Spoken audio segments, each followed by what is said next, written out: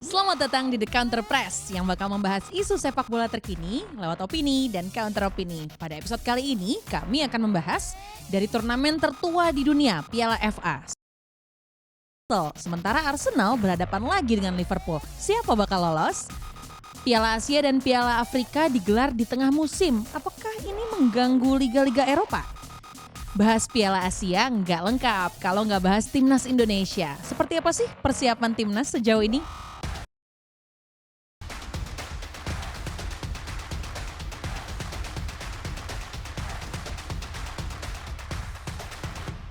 Selamat datang di The Counter Press episode ke-30 bersama gue Mutia Wira Sastro dan Upin Ipin. Bisa untuk bareng kedua lagi kalinya nih. ya I didn't get the memo seragaman, nih kayaknya ya. nih. Kenapa nih kok? Chemistry.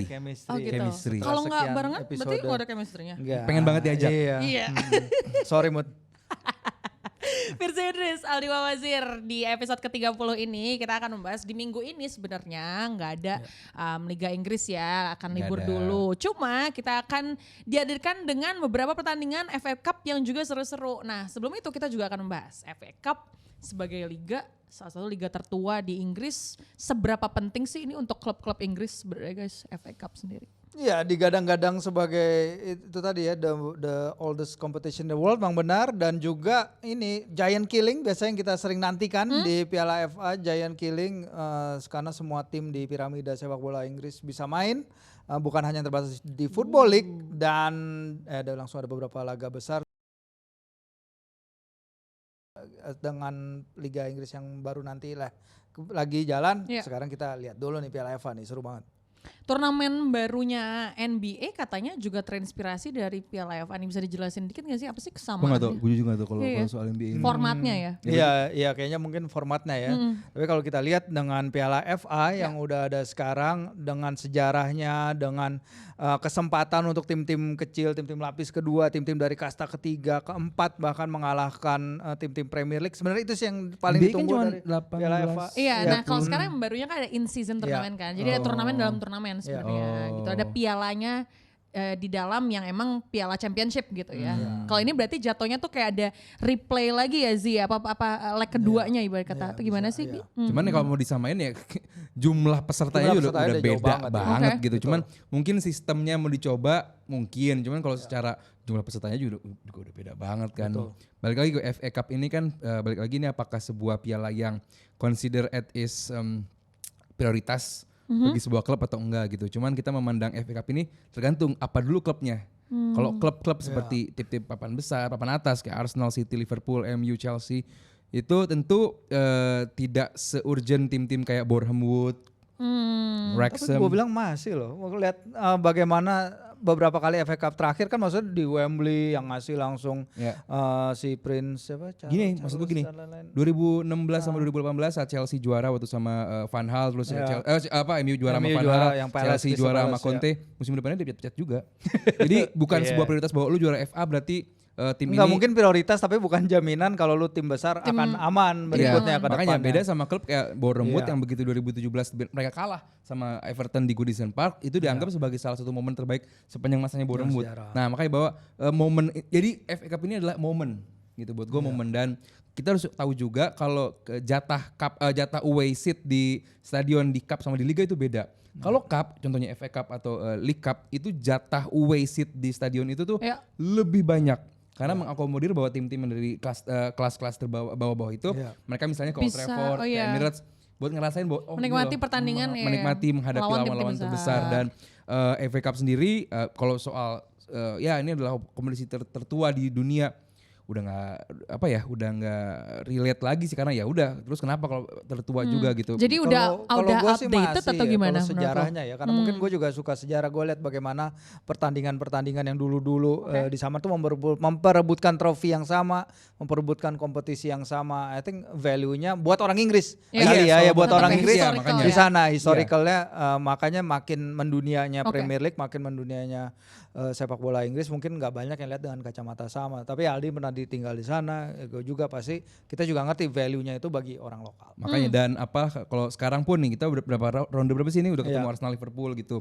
Lu compare sama Copa del Rey yang sekarang ini ya Sevilla aja ketemunya tim yang mungkin gue nggak pernah denger juga, bahwa dari klub-klub Premier League kan dari fourth round mereka udah mulai ikutan gitu, artinya bahwa dan ini pun FA ini bukan dimulai dari startnya liga, tapi jauh sebelum startnya liga mereka udah mulai duluan. Jadi benar-benar ini tuh buat semua semua tim kasta dari Di apapun piramidanya Inggris di piramida Inggris. Dan kalau juara FA ini kan langsung lu masuk jatah Europa League, beda sama Carabao Cup yang lu masuk playoff untuk Conference League ya. Jadi bahwa tim-tim kayak Arsenal, MU, Liverpool tim-tim papan atas ini tentu ya kalaupun gak ada FA Cup mereka gak bisa treble atau gak bisa double winner. Jadi kalau untuk prestisnya tentu masih ada, cuman buat gua ajang ini sebenarnya buat tim-tim yang the magic of the cup lah, bahwa gimana lu tim-tim bawah ini bisa ketemu tim papan atas dan kemungkinan besar mengalahkan gitu.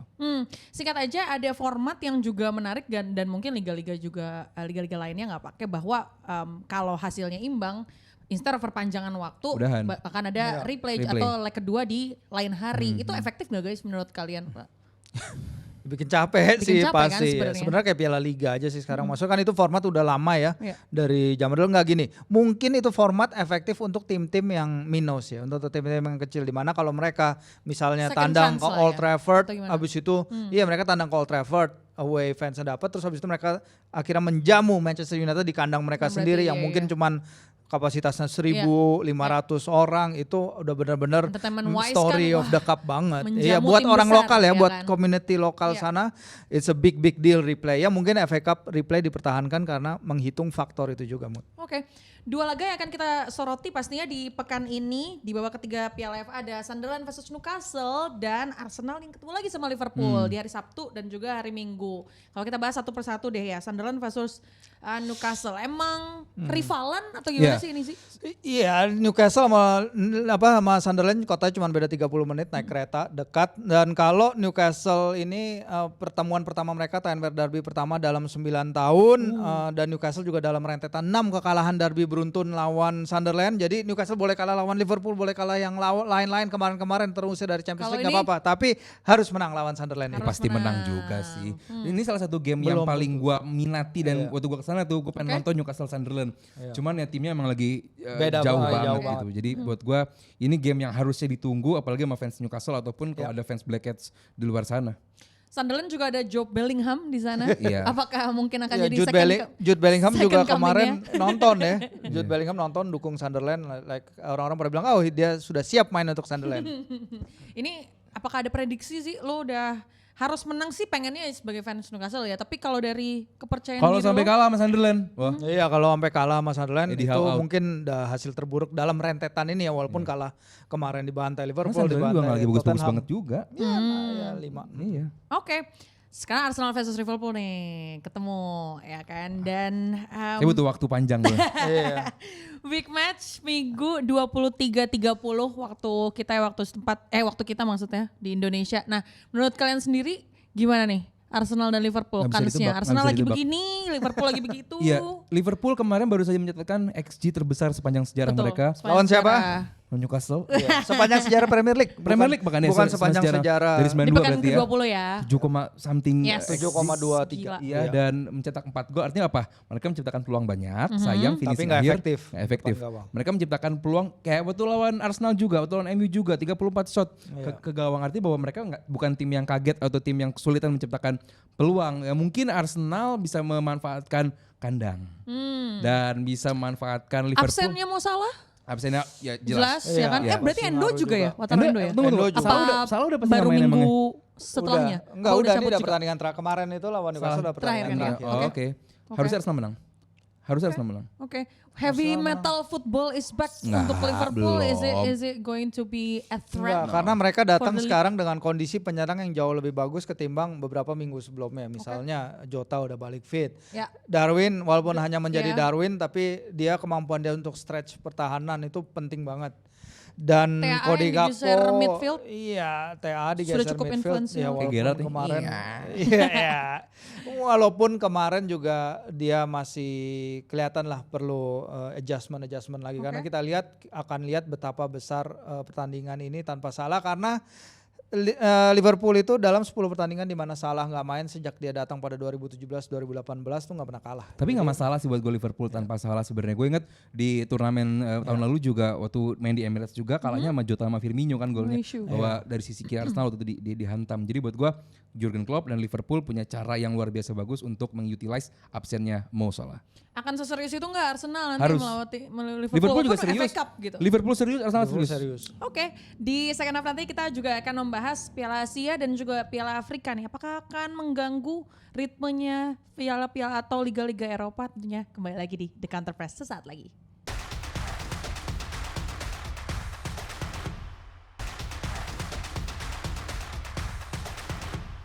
Welcome back to The Counter Press. Second half kita akan membahas Januari yang mestinya kita gunain buat winter break kayak Harry Kane. Tapi Enak liburan ya. Enak liburan. Keluar dari hotel. Tapi malah tim-tim besar ya di Liga-Liga Eropa dan juga Liga Inggris juga salah satunya yang terdampak pemain-pemainnya dipanggil untuk Piala Asia, Piala Afrika, salah satunya juga Liverpool kehilangan Mo Salah, Wataru Endo, banyak juga tim-tim lain juga ya, tim-tim besar Son Heung-min, Kudus. betul Afrika, betul banyak ya. Kita juga akan membahas nih, jadi Piala Asia dan Piala Afrika seperti ini atau liga-liga lainnya yang di luar liga-liga besar, apakah hanya mengganggu ritme, akan jadi distraksi atau menurut kalian sama pentingnya nggak sih berlaga di timnas untuk Piala Oh enggak ini? ya, di timnas pasti penting kan. Kita nyampe ke titik ini sebenarnya lebih karena faktor-faktor non teknis ya di luar lapangan yang membuat misalnya Piala Afrika awalnya itu Juni-Juli 2023 tapi dipindah ke awal tahun ini karena Juni-Juli itu musim hujan. Justru musim hujan di Afrika Barat. Sementara kita tahu Qatar nggak mungkin main Juni-Juli. Jadilah untuk pertama kali setelah sekian lama kayaknya ya, gue terakhir kali lupa kapan si Piala Asia dan Piala Afrika dimainkan berbarengan. Yang sial memang akhirnya tim-tim di Premier League, tim-tim yang punya bintang-bintang terbaik dari negara-negara di luar Uni Eropa itu. Ini gue sebenarnya penasaran gue aja sih, apakah klub tuh nggak punya hak veto ya untuk kayak gue nggak mau pemain yang ini lo turunin gitu, nggak bisa ya? Kalender FIFA ini kan. Kalender FIFA dan apa saat lu memutuskan mendatangkan pemain Udah tahu dari resikonya. Udah tahu resikonya. lalu mau datangin Mo Salah, dia pemain reguler, kapten. Dan bahkan berarti di panggilan Mesir. timnas lebih kuat ibarat kata ya dibandingkan. Dan secara yuridiksi pun lu nggak punya hak untuk memotong bahwa lu nggak boleh mainin ini kecuali persahabatan, lu masih boleh mainin 40 menit aja ya, satu half aja ya, itu masih mungkin. Tapi kalau untuk kalender FIFA seperti ini, apalagi ini piala, di mana hasilnya ini bakal mempengaruhi koefisien negara tersebut, ini nggak bisa lu ganggu. Ya. Mungkin yang menarik gini, kayak kasusnya Kaoru Mitoma, Ya. si De Zerbi sebenarnya kaget si Mitoma tetap dipanggil timnas Jepang, tapi pelatihnya Jepang bilang dia udah ngomong ke pelatih tim medisnya Brighton dan tim medisnya Jepang. Oke, mungkin dia nggak bisa main laga pertama lawan Vietnam atau mungkin laga kedua lawan Irak. Artinya dia akan main mungkin kemungkinan besar lawan Indonesia. Langsung ketemu Asnawi, dikantongin lagi deh. Kayak Asnawi ngantongin Garnacho. Kayaknya nggak first team deh Jepang lawan Indonesia. Oh bisa jadi karena mereka kalau udah pasti lolos. Jepang ini kan emang tim peringkat tim dengan jumlah rekor juara terbanyak 4 kali dan tim dengan ranking tertinggi di Piala Asia ini. Oke.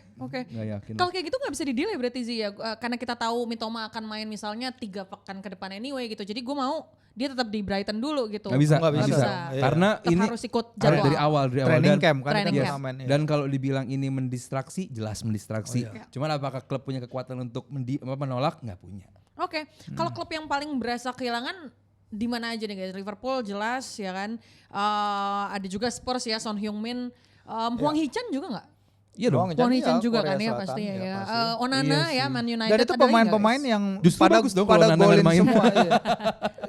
Kita tahu pentingnya Salah kayak gimana untuk Liverpool, Son untuk Spurs, Hwang Hee-chan untuk Wolves. Hwang Hee-chan udah nembus 10 gol sekarang. Kudus untuk Liverpool, Kudus untuk West Ham dengan 10 golnya, dan Andre Onana yang selama ini selalu dipercaya sama Ten Hag, di mana Ten Hag nggak pernah mengasih waktu kepada Altar karena katanya Onana perlu untuk balikin confidence-nya, dia bikin banyak salah, dia perlu game time untuk balikin confidence-nya. Tapi in the meantime dia melakukan itu, efeknya adalah pelapisnya ini nggak pernah main, tapi dia memang punya pengalaman banyak setidaknya di Fenerbahce dia udah main 114 Ya, kali. dia juga di Inter mainnya banyak Onana. Iya, tapi pressure-nya akan tapi tunggu dulu. Di Turki kan pressure-nya Enggak, gila juga. paling enggak lu kasih kesempatan Oh, antar iya. Bayern main. Nah, Ini benar seharusnya enggak ya pernah. kayak di pertandingan Bener kata terakhir lu di awal Copenhagen, tadi, iya. kenapa enggak pernah dimainin? Jadi sekarang Iya. repot nih. Sekarang repot, benar. Ini akan jadi momentum swing yang oke juga nggak untuk tim-tim yang coba merangsek ke top 10 besar misalnya, apalagi dengan tim-tim yang kehilangan West Ham adalah tim-tim contohnya. top 5, tim-tim top 10. Atau ya City kan? yang nggak punya satupun pemain yang main di Piala Afrika dan Benar juga. Piala Asia.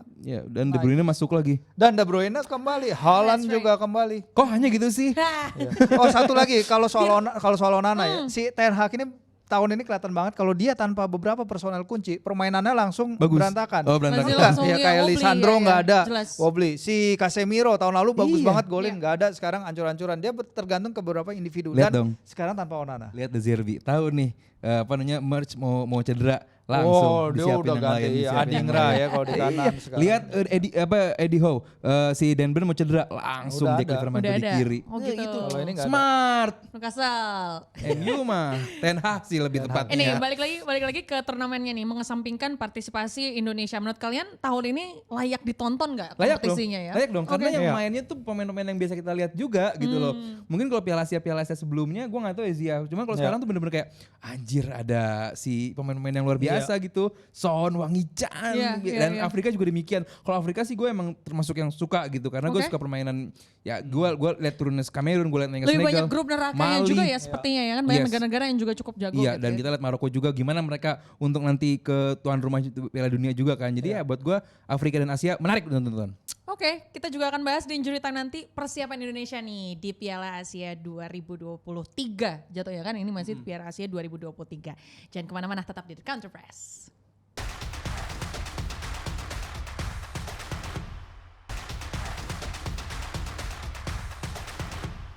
Injury Time The Counter Press, kita akan membahas persiapan tim Indonesia nih di Piala Asia 2023.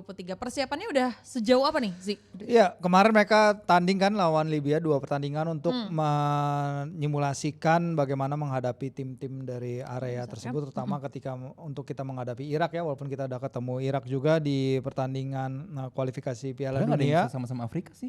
Hmm? Nggak ada kan? Libya Afrika kan? Iya, Libya Nggak ada maksudnya yang sesama Mungkin Irak kali ya, Irak. mirip-mirip Iya, ya. makanya Oke. mirip Irak, Iya. Irak. Karena kita tahu ketika Irak main lawan kita juga beberapa pemain mereka nggak turun ya, terutama pemain penting mereka di lapangan tengah, Zidane, Iqbal juga, dan mereka juga ada penyerang dari divisi Championship, dari AFC Wimbledon. Itu juga bisa jadi ancaman pada laga nanti laga pembukaan. Oke, pemain-pemain yang dibawa menurut kalian udah sesuai harapan nggak? Apalagi banyak naturalisasi juga kan? I expect nothing sama pemain-pemain ini sebenarnya, bahwa ya udah yang dipilih merupakan yang terbaik sejauh ini buat pelatih, dan ya mungkin gak akan jauh-jauh berbeda dengan beberapa turnamen senior sebelumnya gitu. Cuman ya buat gua banyak orang yang dengan didatangkannya beberapa pemain naturalisasi, orang bilang bahwa ya harusnya lebih baik juga. Cuman kan yang kalau lu paham bola sedikit, ya lu namanya pemain naturalisasi kan bukan lu expect untuk sekarang bisa perform, tapi Iya. jangka panjang. Itu Gimana lu investasi menularkan lah ya. gaya hidup juga, gaya permainan yang bagus juga. Cuma buat sekarang, apalagi dengan lawan-lawannya apa aja sih grupnya sih? Irak, Jepang. Vietnam, Jepang. Ah iya, buat gua apalagi sesuai targetnya Pak Erik 16 besar ya. Oke.